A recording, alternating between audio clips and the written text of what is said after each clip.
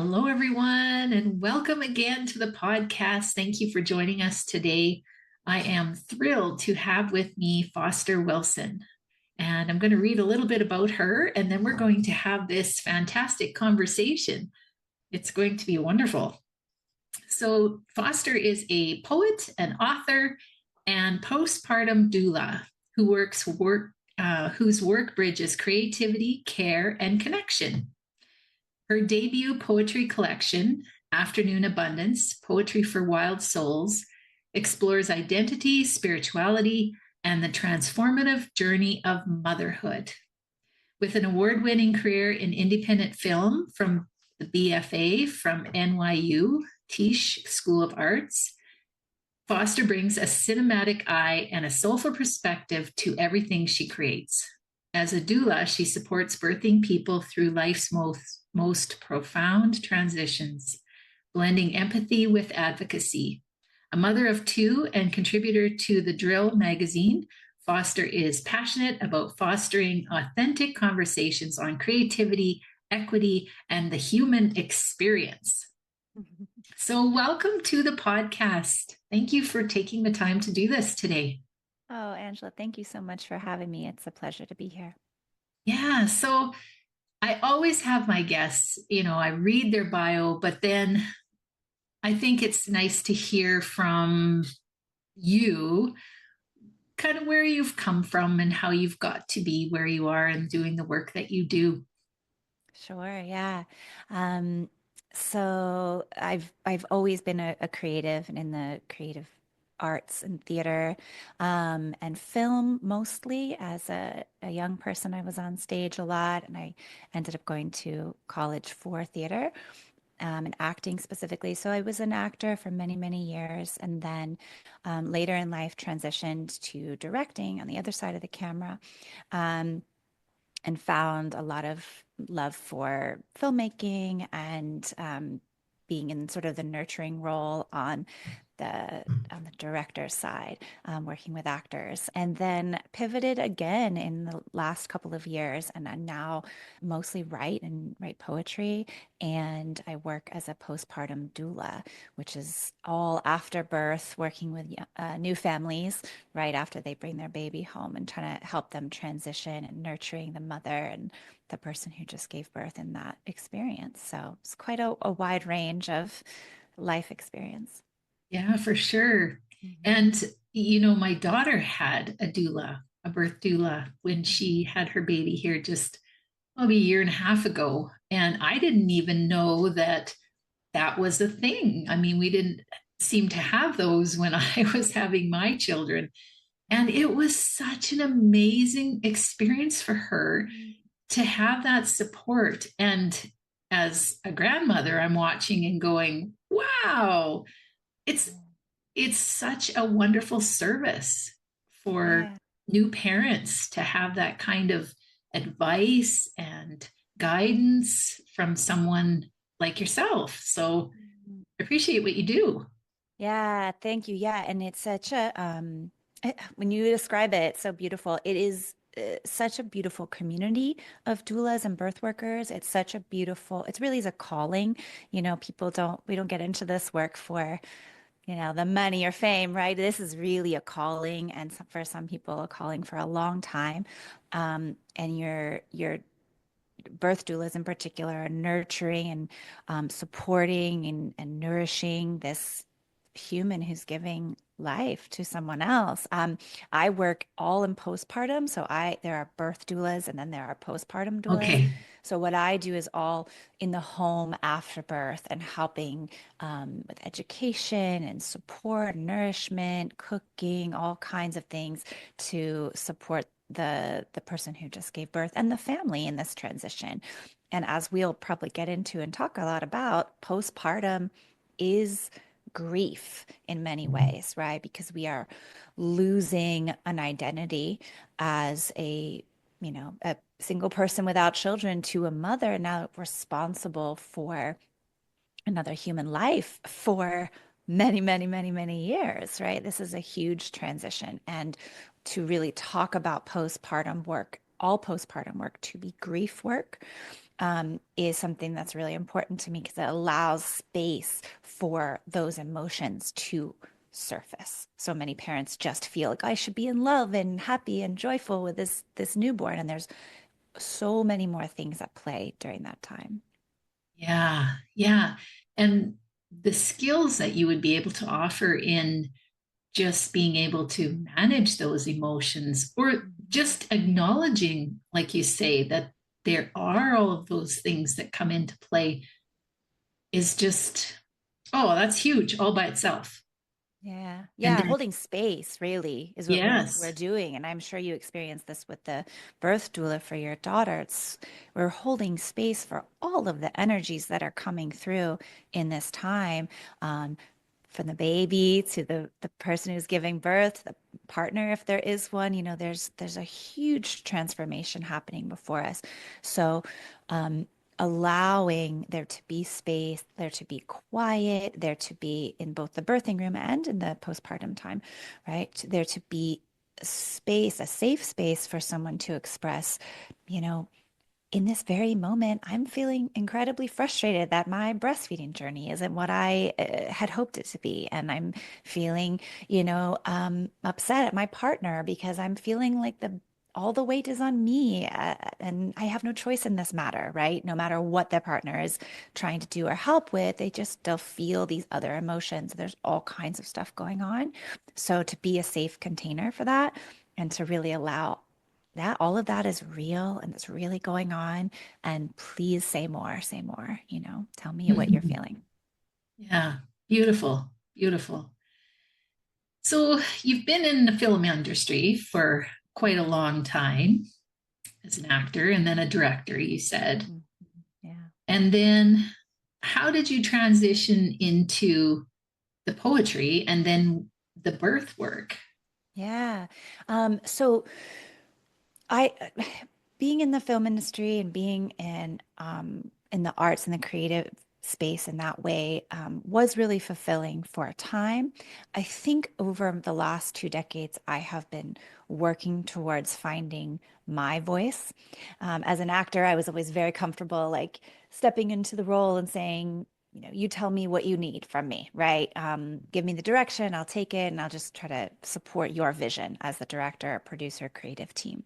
Um, Stepping on the other side of the camera was very scary for me at first because I I didn't want to be in charge. I didn't know if I Mhm. had a vision that was strong enough. But I I kept leaning into the fact that when I was working in as a director, I was getting a lot of feedback about how I was creating a safe space for people, similar to what I do now in birth work. And I was nurturing both the cast and the crew and the team. I was supporting everyone in that way, and that was really fulfilling, and everybody could put their best foot forward in that space. More recently, as you may know, there was an actor's strike, a writer's strike, and the industry changed a lot. And I just started to feel like being on set wasn't always as it used to be very exciting and really fun. And I still feel that way, but there's a very masculine energy to being on set. And I use the word masculine and feminine energies not as gendered, but as like the nature of a masculine energy, getting a lot of things done, moving very quickly, racing against time. And I just felt this real calling to step into my feminine more. I'm very comfortable in my masculine. I'm very comfortable getting things done and moving quickly, but I needed to be in an energy and a space that was supportive of my feminine energy. And I stepped away from film and I started training to be a doula. And in that space, I also started just getting up every morning and writing in a journal just for me. It was entirely selfish. It was entirely contained to no one's ever going to read this. And in that safe space, I felt like I could say anything I wanted. I knew I was sharing it with no one. This wasn't for Instagram. This wasn't for some big project that someone was going to read. So the filter of, make it safe for other people or make it palatable just went away. And I just started writing my true expression. And it started transforming from writing as a journal entry, how I'm feeling, into poetry. into kind of coding the words and the feelings and the emotions, and the expression into something like I could say more with metaphor and, alliteration and all of that. And I just got up every morning and did that for like 6 months.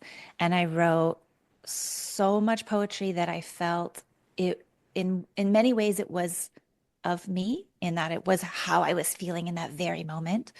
And in many other ways, I feel like I was just channeling something from the beyond, from source. Then I would look back at my work over the week and type it up, what I had written in the journals, and go, I wrote this. I don't remember even writing it.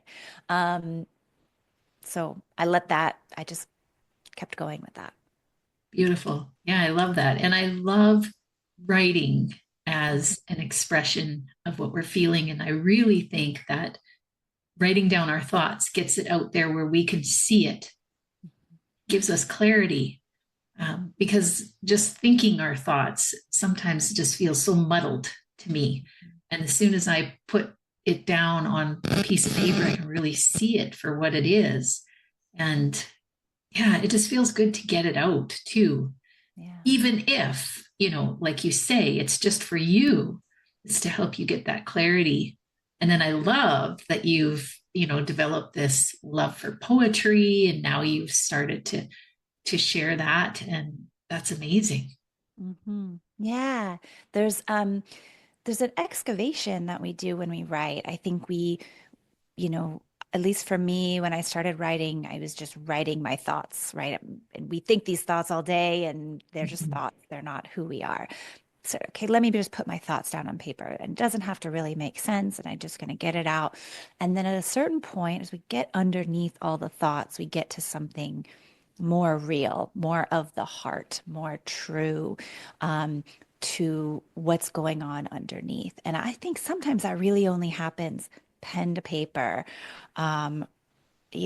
sitting in a quiet space and just churning that out. I think there's something very therapeutic about that. I think there's studies that have been done about the therapy of even writing with your hand.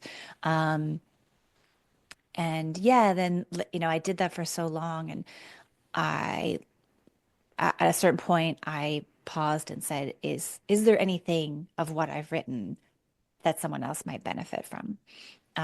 And that was really to take off the writer hat and the creative hat, and to put on an editor hat and say, hey, is this something I feel safe sharing? Is this something that other people might want to hear?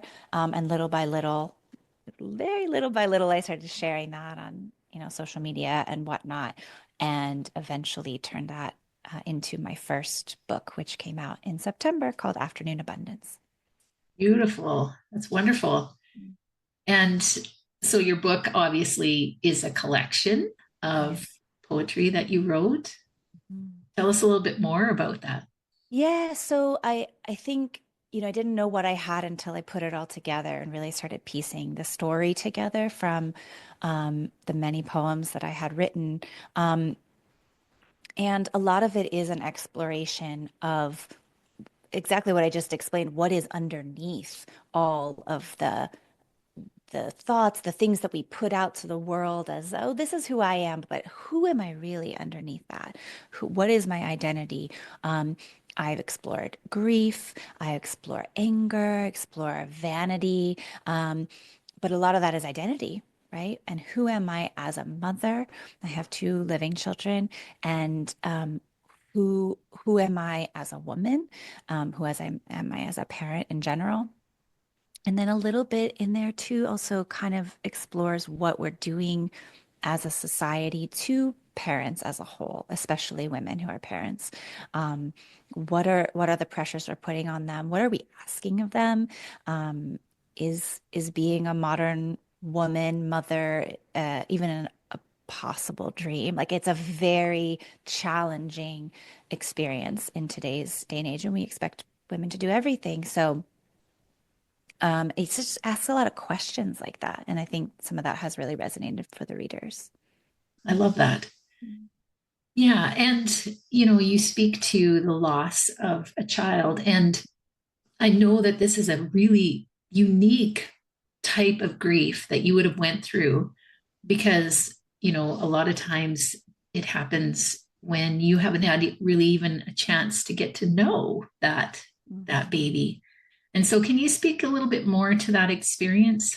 Yeah, of course. So, became a mother. I was 28, my firstborn. She was about 2.5 when my partner at the time and I decided we were going to try for another baby. We got pregnant right away, and we were under a midwifery model of care, which means we're not going to the doctor until about the first anatomy scan, which is at 20 weeks. Everything seemed fine under, a midwife's care. Um, Great. Everything seemed wonderful. We went to the 20-week scan and we found out that our baby had um, something that they didn't quite know what it was, but there's fluid all around his lungs and his brain. And it was, the kind of thing where they pull you into another room and a Mm. counselor talks to you. And it was very, very bad news, essentially. It wasn't, there's no heartbeat. It was just a very, um, essentially what turned out to be a fatal diagnosis for him.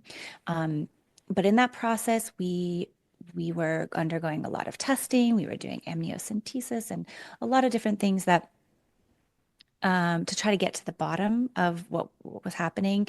And in the end, there was not a real clear answer. It just was clear that he was not viable. So we had to make a choice. That was a really difficult choice, Mm. was either to carry him to term and he wouldn't live beyond the first week or two, um, or to terminate the pregnancy. And by this time, I was 24 weeks, so 6 months pregnant. Second baby, so showing quite a lot, very full on in my pregnancy. Um, and, it was that month of testing was a grief process of sorts, but we really lacked the clarity to be able to process fully what was going on. So at 24 weeks, he was terminated, and I delivered him and I held him, and his name is Wilde. Um, and that then began the grieving process of losing a baby, a very much wanted baby. And as with any sudden sort of death, you just get hit by this truck and you are um I fell into a depression, a short depression, but I fell into a depression and felt very alone, even though there were other folks going through, similar, my partner and our families were grieving as well. Um, but my way out ended up being I got activated at some point. I said, I cannot sit here at home any longer. I was part of a filmmakers group that met every Tuesday, and we would get up and read short scripts that people had written, put them on their feet. It was a community project of sorts. And I had been a part of that group for a while, and I had said, I'm going to step away for a bit. Um, and I just started going back. I just started showing up. And I get chills thinking about it because I remember so clearly, like, I felt pulled to go.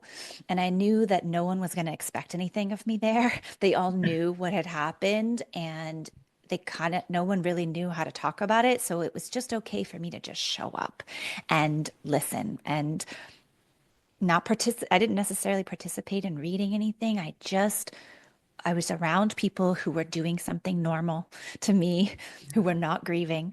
And that little bit of light that came in that experience really started to open up and turn my life around.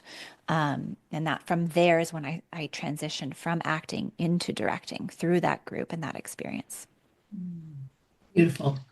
Yeah. Yeah, and I hear this story over and over with all of my podcast interviews about how people find a way to open up after a loss like that. And when they do, this transformation takes place. And often it is a change of things that you were doing before you change or you augment them in some way. And so, you know, I always tell people that it is sometimes such a small thing, that can spur you into, you just having the inkling that you should go back and do this. I had a quote on Facebook, like it was just sometimes it's the smallest thing that just lights that little fire and then away it goes. And so tell me, obviously there's more to it. I mean, that was the beginning, but what was your grieving process like, and what were some of the tools and things that you used to help you through that? Obviously, writing. Yeah, yeah. I think I really didn't know how to grieve. I had not experienced any great loss except, my grandparents at some point, but I didn't have any experience with this. And although it felt isolating at times, because even though my partner was also grieving, I was the one who carried him, and I felt like I was the only person who really knew him in a way. That also allowed me to just say, I'm going to do whatever it is that I need to do for myself. And part of it was being active in some sense, finding some kind of sense of normalcy. Um, Even if it felt fake, it was a bit of fake it till you make it, like I'm not going to show up here and be this wonderful leader of this group like I have been, and I'm not going to get up and read comedy scripts, but I am going to show up and maybe, sip a glass of water and listen. And so it felt a little like faking it till you make it. Yeah. Um, I also had a really deep sense of my roots going into the ground. If I'm a tree, right, my roots were going deeper and deeper and deeper. And in that darkness, I felt like, oh, I know what other people have gone through. There are people I've looked at in my life and said, I don't know what you've gone through. And now I I have a similar experience to match that. I know that you've hit this kind of pain before. So I started to look for opportunities to really see people. And not to say that we've had the same experience, not to say that your loss is the same as mine. There's no comparison. It's just you've touched that place in you, and so have I, and I see you. Yeah.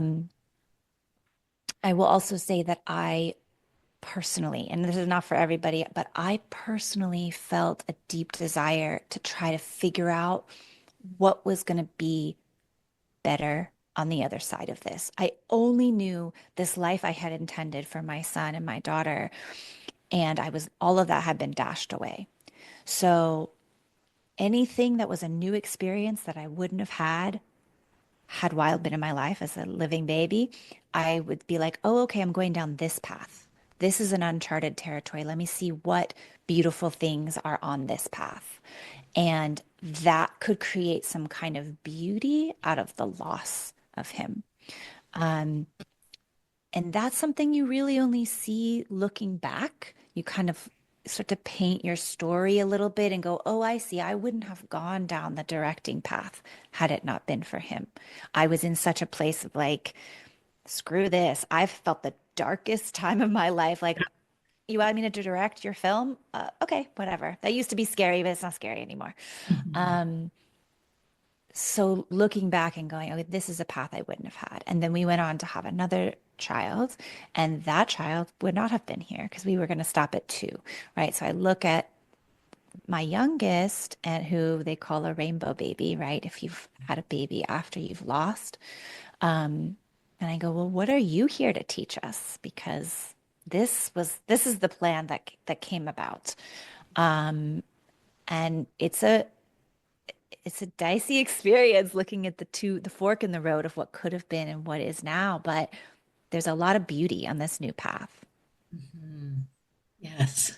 Yeah, and you describe that so well, because it is really looking at what other paths, we have opportunities to go down. And Yeah. so, yeah. Yeah, and always, what could have been does come up for sure. Yeah. Yeah. I think in my grieving process, it started with like 100% of me was thinking about what could have been. And I had to little by little start to look at what is right now. What is, still 95% of me thinking about what could have been, and 5% is here going, okay, but there's something here. There's a little something here that's could be beautiful. I also really held on to the word surrender. Um, that word has so much meaning for me because when we get rocked in this life, or we think we know what we're doing, we think we're in control, we've got a plan. I know you and Blaine like had a plan for your retirement and this is going to be so great. And then life rocks us and it's completely unexpected. And this happens to people all the time in grief and loss and losing jobs and losing all kinds of things, right? But that stuff is out of our control. And so whatever part of me that I can remember to surrender to the universe path, however you want to call it, whatever you want to call it, source, energy, God, whatever, this path is something I had didn't have control over in many parts of my life. And I think of like a boat sitting going down a river, right? And if you're paddling upstream going, I'm not going to go down this river, it's so difficult and exhausting and painful. We just take the oars back in the boat and lay back and float a little bit and just see, well, what is intended for me. Oh, okay, I can go down this way. I can find something here. That's Yeah. helped me a lot. Yeah. That flow is an important thing.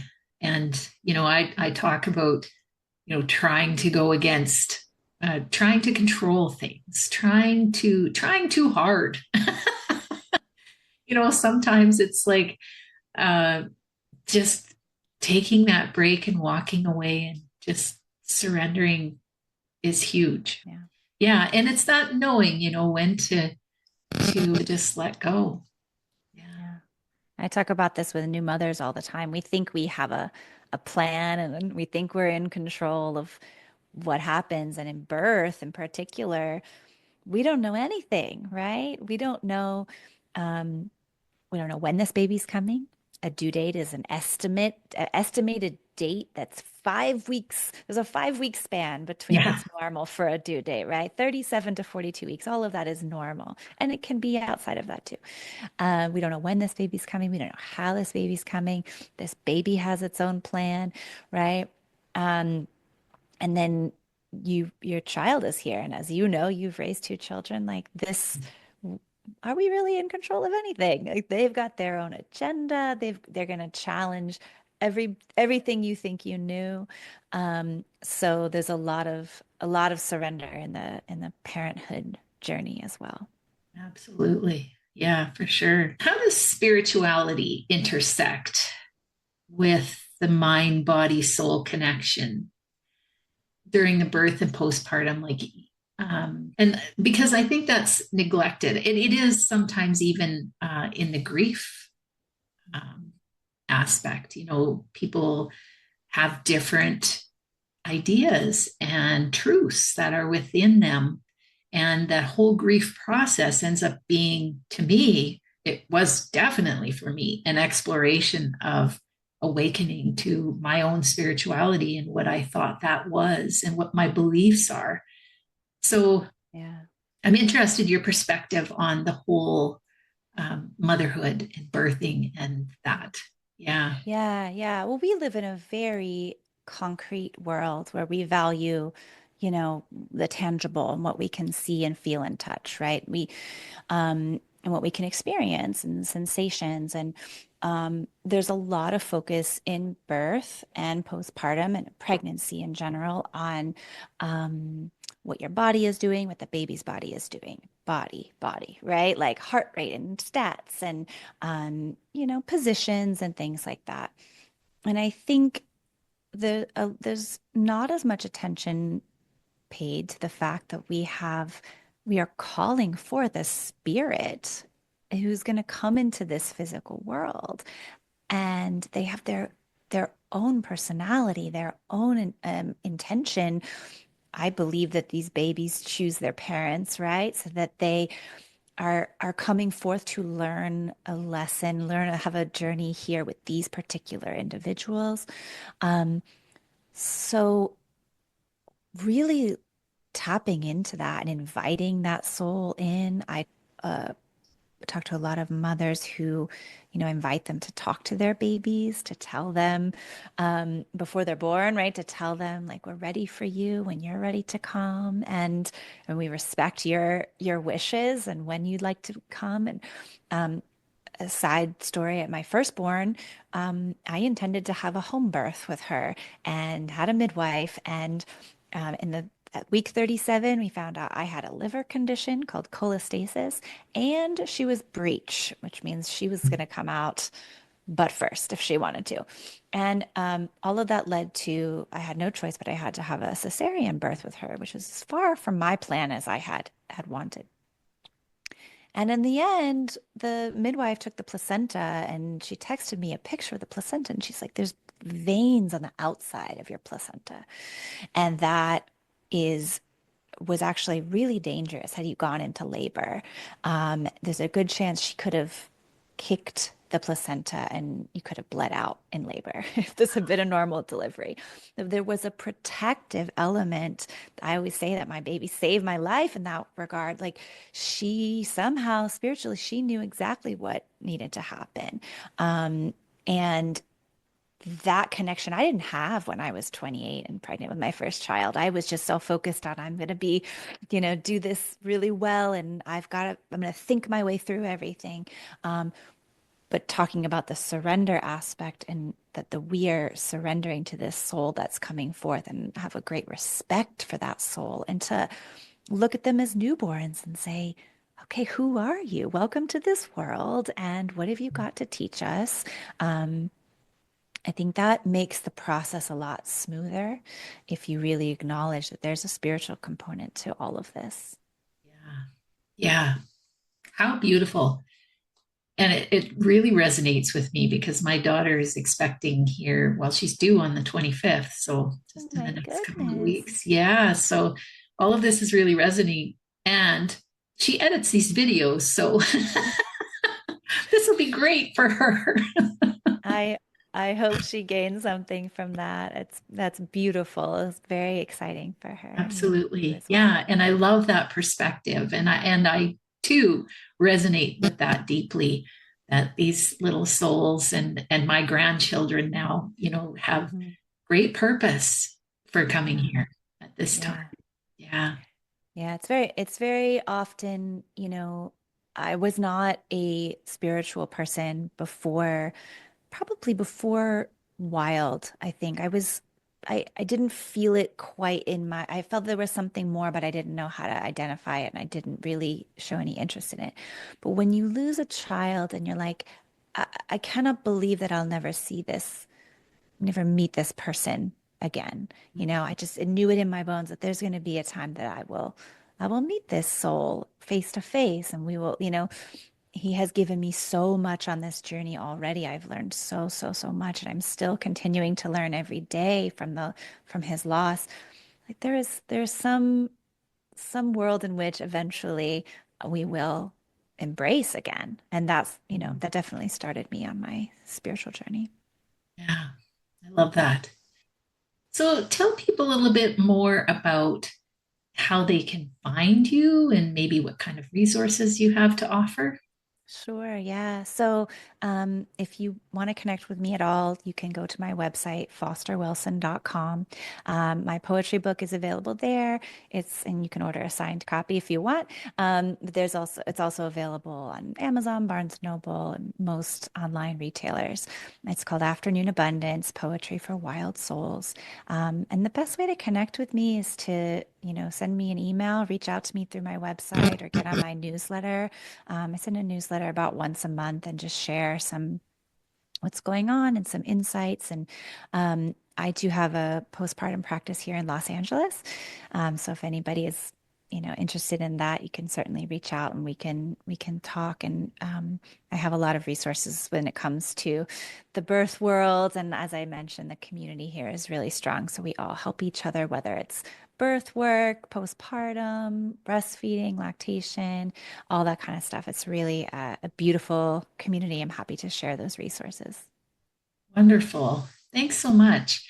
And do you have any parting advice that you'd like to share? Anything that I missed? You know, I was thinking about this call, and I really invite, because it sounds like those who are really resonating with your podcast are going through something really, really challenging, and moving through a lot of emotion, and that's, obvious. However, I like to really sit in the word move, because the emotions are moving through us. And every experience I've ever had with big emotions, if I resist them, they get stuck and they come out in some other way, either at somebody or in an illness within my body or something to that, effect. And so I really encourage everybody to allow whatever emotion is going on inside you to really move through you. And the more you allow that, the more it will turn over and it will find its next thing. And it will come out in some other form, and it will transition into a different emotion. Um, as scary and hard as it is, allow that emotion to be there for the time it's going to be there, and then allow it to transition. Um, yeah, that's what I wanted to offer. Yeah, I love that. Yeah, because that really is a big tool that we use in life, in grief, and in everything. Those emotions are going to come. They've got messages, and we just need to embrace them. And we don't Yeah, even know that we're stuffing those emotions often. So it's recognizing that they're there and, like you say, allowing them to move. mhm. That's awesome. It's a beautiful thing. Yeah. Well, thank you so much again for taking the time to do this. I really, really appreciate it. And I think, Absolutely. yeah, and I thank everyone for watching, and bye for now.